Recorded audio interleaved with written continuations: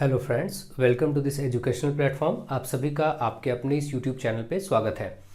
आज जैसा कि हम लोग टेट सीटेट और सुपर टेट की जो सीरीज़ पढ़ रहे हैं मैथमेटिक्स की, उसमें हम लोग लासा और मासा चैप्टर पढ़ रहे थे। तो उसमें मैंने उस चैप्टर का सारा डिटेल आपको बता दिया है। इस वीडियो लेक्चर में मैं आपको उसके जो पूछे गए प्रीवियस ईयर के क्वेश्चन हैं, स्पेशली सीटेट के मैं करा दे रहा हूँ, क्योंकि सीटेट का एग्जाम अभी होने ही वाला है। इसलिए मैं सीटेट के लिए जो क्वेश्चन पूछे गए हैं उस चैप्टर से संबंधित उनकी प्रैक्टिस अभी करा रहा हूँ। तो आप सब इसको देखिए, समझिए। और क्योंकि ये लासा और मासा यानी एलसीएम एचसीएफ चैप्टर का ही पार्ट है, तो इसलिए ये वैसे भी जो सीरीज आपको पढ़ाई जा रही है वो टेट सीटेट और सुपर टेट तीनों एग्जाम की प्रिपरेशन कराने के लिए पर्याप्त है।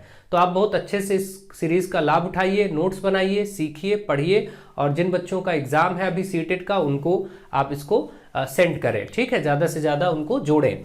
तो चलिए अब देखते हैं। यहाँ पर पहला क्वेश्चन आपके सामने है। 200 और 400 के बीच में 30, 45 और 60 का सबसे छोटा सार्वगुणज, सबसे छोटा सार्वगुणज का मतलब एलसीएम लासा, ठीक है, और 15, 24 तथा 45 का सबसे बड़ा गुणनखंड, ठीक है। तो ये आपको लेना है 15, 24 तथा 45 का सबसे बड़ा सार्वगुणनखंड। सबसे बड़ा सार्वगुणनखंड मतलब मासा यानी एचसीएफ, हाईएस्ट कॉमन फैक्टर। तो आपको क्या करना है, 30, 45 और 60 का सबसे छोटा सार्वगुणज यानी एलसीएम। इसका मतलब आपको जो लेना पड़ेगा, इसमें एलसीएम लेना पड़ेगा 30, 45 और 60 का, ठीक है। 30, 45 और 60 का आप एलसीएम लेंगे। और उसके बाद आपको रिक्वायरमेंट है एचसीएफ की, और वो एचसीएफ किसका होगा, 15, 24 और 45 का, ठीक है। ये काम आपको करना है। तो ये दो चीजें आपको चाहिए, फिर इनको, इसकी वैल्यू यहां पर रख देंगे और फिर डिवाइड का चिन्ह बीच में और इसकी वैल्यू इधर रख देंगे, सॉल्व कर देंगे, आंसर आ जाएगा। लेकिन आपको ध्यान रखना है कि 200 और 400 के बीच में इनका लासा आना चाहिए। तो पहले तो हम लासा लेते हैं। आपको एलसीएम किसका लेना था, 30, 45 और 60 का। आपको लासा लेने का एक तरीका ये मालूम है कि आप ऐसे इसका लासा लेते चले जाते हैं, इस तरीके से। ये भी आप कर सकते हैं अगर आपके पास टाइम है, स्पीड है तो। नहीं तो आप क्या करें, इस 60 को सबसे बड़ी संख्या इसमें डिसाइड करें। मैंने आपको सिखाया है, सबसे बड़ी संख्या लीजिए। देखिए क्या बाकी 30 और 45 दोनों से कट रही है, तो नहीं कट रही, 30 से कटेगी लेकिन 45 से नहीं कटेगी। तो 60 का डबल करिए, 120, 120 30 से कटेगा लेकिन 45 से नहीं कटेगा। तो 60 का ट्रिपल करिए, 3 गुना 180, 180 3 6 18, इससे भी, और ये 4 बार में 45 से भी कट जाएगा। इसका मतलब ये पक्का है कि अब हमें एलसीएम मिल गया 180, ठीक है। नहीं तो आप ऐसे भी एलसीएम कर लीजिए, अगर ऐसे आप नहीं कर पाते कोई दिक्कत की बात नहीं है। इसके बाद हम एचसीएफ किसका चाहिए, हमको एचसीएफ चाहिए 15, 24 और 45 का। एचसीएफ का मतलब होता है हाईएस्ट कॉमन फैक्टर, सबसे बड़ा कॉमन फैक्टर जो तीनों में मिले। तीनों में सबसे बड़ा फैक्टर क्या मिल रहा है, देखिए 5 इसमें मिलेगा, इसमें नहीं मिलेगा, ठीक है। तो अब 5 से छोटा ही चेक करेंगे। 5 से छोटा क्या होगा, 3, 3 5 15, 3 8 24 और ये 15 3 45, तो 3 मिल रहा है। आप मासा अगर निकालेंगे भी इस तरीके से लंबा फैक्टर करके तो बहुत टाइम लगेगा। सीधे देख लीजिए तीनों में सबसे बड़ा नंबर कौन सा कॉमन है, क्योंकि एचसीएफ का मतलब हाईएस्ट कॉमन फैक्टर। तो आपने देखा इसका एचसीएफ मिल गया 3, ठीक है। अब आपके सामने है सारा रिजल्ट। एलसीएम 180 है, एचसीएफ 3 है। एचसीएफ के बारे में कुछ नहीं कहा गया था, कोई शर्त नहीं थी, केवल इनका तीनों का मासा ही लेना था। लेकिन लासा के लिए देखिए 30, 45 और 60 में एक शर्त थी कि वो 200 और 400 के बीच की संख्या होनी चाहिए, जबकि आपका जो लासा आया है वो 180 आया है। और इस प्रश्न की डिमांड है कि वो होना चाहिए 200 और 400 के बीच में। तो बस इसको डबल कर लीजिए, या ट्रिपल कर लीजिए। तो 180 का डबल करेंगे 360। अब आप देखिए ये पहुंच गए कहां, 200 से 400 के बीच की संख्या है कि नहीं है। देखिए ये जो संख्या है ये 200 से 400 के बीच की संख्या है। इसका मतलब अब आप 180 न लेके 360 लेके काम करेंगे, ठीक। अब देखिए मैं यहां पर मान रख रहा हूं, इस जगह पर आपका इसका आया है 360 और फिर बीच में भाग का निशान है, देखिए यहां पर। तो आप भाग का चिन्ह लगा दीजिए। और ये जो 15, 24 और 45, 15, 24 और 45 का जो मासा एचसीएफ आया है वो 3 आया है। अब भाग करेंगे जब आप, जैसे ही 360 को 3 से, 3 एकम 3 दूनी 6, 120 आ जाएगा। 120 इसका राइट आंसर हो जाएगा। बहुत ही आराम से आप इस प्रश्न को कर सकते हैं, कोई दिक्कत की बात नहीं, ठीक है। बहुत ही सिंपल तरीके से आप इसको कर लेंगे। तो जिन लोगों ने अच्छे से लेक्चर अटेंड किया उनको ये प्रॉब्लम नहीं हो रही होगी, नहीं तो उनको लासा मासा निकालना पड़ता। अब फिर आप इस विधि का प्रयोग करते, देखिए यहां पर अब तो ये आंसर हो गया। फिर आप ऐसे इसका मासा निकालते, फिर 24 का 45 से 24 एकम 24, फिर आगे बढ़ाते, इस तरीके से ये चलता जाता, तब आपका मासा आता। तो ये बहुत लॉन्ग प्रोसेस है, ये सब आपको डायरेक्ट मेथड जहां तक मालूम हो वहां तक डायरेक्ट अप्लाई कर लीजिए, ज्यादा अच्छा है। ठीक है, तो चलिए इसका आंसर आपका हो गया। मुझे आशा है आपको ये समझ आया होगा, और जिन लोगों ने ये पहली बार लेक्चर देखा है वो पहले इस लासा मासा चैप्टर के 3-4 पार्ट पढ़ाए गए, उन पार्ट को फर्स्ट पार्ट से देखेंगे तो ये सब उनको बहुत अच्छे से समझ आ जाएगा। ठीक है, नेक्स्ट देखिए, यदि 36, 36 और 48 के सार्व धनात्मक गुणनखंडों का गुणनफल। अब देखिए बात को समझिए, 36 और 48 दोनों के सार्व धनात्मक गुणनखंडों का गुणनफल, मतलब इनके सार्व गुणनखंड लेने पड़ेंगे। सार्व का मतलब जो इनमें इन दोनों को जो काटती हो संख्या है, तो आपको मालूम 1 से तो सब कटेंगे, 2 से ये भी कट जाएगा, ये भी कट जाएगा, 3 से 3 12 3 36, और यहां देखिए 16 3 48, 3 से भी कट जाएगा, 4 से 4 9 36, और 12 चौके 48, 4 से भी दोनों कट रहे हैं। सार्व है ना वर्ड, देखिए सार्व का मतलब सभी, ठीक है, जो दोनों में हो। तो अब 4, अब 6 से 6 4 36, 6 से ये भी कटेगा, 6 6 48, 8 से ये भी, 8 से ये नहीं कटेगा, ये कटेगा, तो 8 नहीं होगा। ठीक है, अब देखिए 8 के बाद फिर क्या होगा, 12 12 3 36, 12 चौके 48। अब और कोई संख्या नहीं है जो कि दोनों को काट सके, यही आपके गुणनखंड है जो सार्व गुणनखंड है, और इन दोनों के टोटल सभी गुणनखंड आ गए। ये गुणनखंड जो मैंने लिखे दोनों के ही हैं, और आपको यही बताना था इन दोनों के धनात्मक गुणनखंडों का गुणनफल मतलब इनको गुणा भी करना है, यानी 1 गुणे 2 गुणे 3 गुणे 4 गुणे 6 गुणे 12, इनका गुणनफल भी लीजिए। तो चलिए गुणनफल लेते हैं। 12 छंग 72, 72 और 72 चौके, 72 को 4 से करेंगे, 4 दूनी 8, 4 सत्ते 28, 288, 288 को 6 से और 3 दूनी 6, तो इस 288 को 6 से और करेंगे तो कितना आएगा, 6 6 48, 4 6 6 48, 48 4 52 के 2, 80 लगे 5, 6 दूनी 12 5 17, 1728। यानी आपने ये जो गुणनफल निकाला वो 1728 आ गया। ठीक है, प्रश्न को फिर से एक बार समझ लीजिए। प्रश्न का हाफ पोर्शन जो था 36 और 48 के सार्व धनात्मक गुणनखंडों का गुणनफल, मतलब 36 और 48 के सभी गुणनखंडों का गुणनफल। तो पहले तो सभी गुणनखंड सोचे जो संख्याएं इन दोनों को काट रही हो, बराबर से इन दोनों को ही काट रही हो, वो संख्याएं लिखी, और उनके गुणनखंड भी, उनके गुणनफल भी ले लिए, यानी कि मल्टीप्लाई कर लिया। अब आगे बोला गया है ये जो आया है ये बराबर है, यानी हमारा 1728 आया है। देखिए यहां पर हमने इतना काम कर लिया, फिर बराबर लगाया, तो अब हम इसके आगे बराबर लगाएंगे। फिर क्या लिखा है, 999 और प्लस 9x। ये जो x है यही बताना था, ये यहां पर ऐसे x कर लिया गया है, यहां पर ऐसे था डॉट डॉट डॉट, इसको रिक्त स्थान भरना था, तो यहां पर मान लीजिए कि x है। ठीक है, तो यहां पर आप x लिख लेंगे। अब देखिए यही x आपको निकाल देना है बस। तो 1728 में माइनस हो जाएगा ये आकर के 999, क्योंकि इधर प्लस में इधर माइनस हो जाएगा, और इधर बचेगा 9x। अब जरा इसको घटाइए, 18 में से 9 गया 9 बचा, यहाँ 11 में से 9 गया 2 बचा, और यहाँ 6, यहाँ पर हो जाएगा 6 16, 16 में से 9 गया, यहाँ पर 7 बचा, 729 बराबर 9x। तो x बराबर कितना आएगा, 729 बटे, ये 9 गुणे में इधर आएगा, बटे में हो जाएगा, तो 9 से काटिए इसको, कितना आएगा, 9 8 72, 9 1 9, 81। इसका आंसर देखिए आ गया 81। इस प्रश्न का आंसर है, जो रिक्त स्थान होगा उस जगह 81 आ रहा है, तो आप देखिए यहां पर 81। ठीक है, इस तरीके से आप आराम से इन प्रश्नों को कर सकेंगे, कोई दिक्कत की बात नहीं है। ठीक है, क्वेश्चन नंबर 3 देखिए, यहां पर 35 नहीं 36 होगा। ठीक है, अब देखिए आपसे कहा गया है कि 36 54 और 60, 36 54 और 60 का सबसे छोटा सार्वगुणज, सबसे छोटा सार्वगुणज का मतलब सबसे छोटा, आपको इसका एलसीएम लेना है। ठीक, सबसे छोटा सार्वगुणज का मतलब एलसीएम।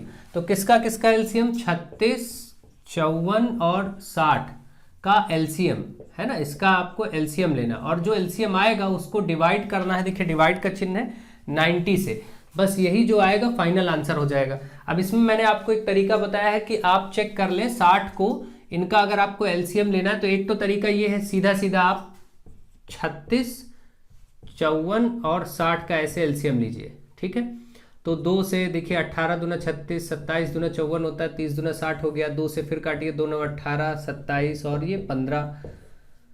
फिर देखिए 3 से कटेगा, 3 3 9, 3 9 27, तीनों पची 15, फिर 3 से कटेगा, एक 3 कम 3, 3 3 9 और 5, अभी एक 3 बचा हुआ है और 5, फिर 5 1 कम 5। अब आप देखिए ये आपका एलसीएम आया, एलसीएम कितना आया, 2 गुणे 2 गुणे 3 गुणे 3 गुणे 3 गुणे 5, और इसको डिवाइड करना है 90 से। तो मैं ऐसा ना करूं, इसके नीचे सीधा ऐसे 90 लिख दूं, इसको गुणा करने में टाइम आगे लगाने की जरूरत नहीं कि इसको गुणा करने में टाइम लगाए, आप सीधे इसको काट देते हैं। 5 से देखिए 5 से इसको काट सकते हैं, कोई दिक्कत नहीं, 5 1 कम 5, 5 चौटी 18 पंचे 90। अब देखिए यहाँ पर 3 दूनी 6, 6 3 18, इतना तो 18 हो ही रहा है, इतने को 18 से काट दीजिए, केवल 3 दूनी 6 बचा, 6 इसका उत्तर हो गया। ठीक है, इस प्रश्न का आंसर हो गया 6।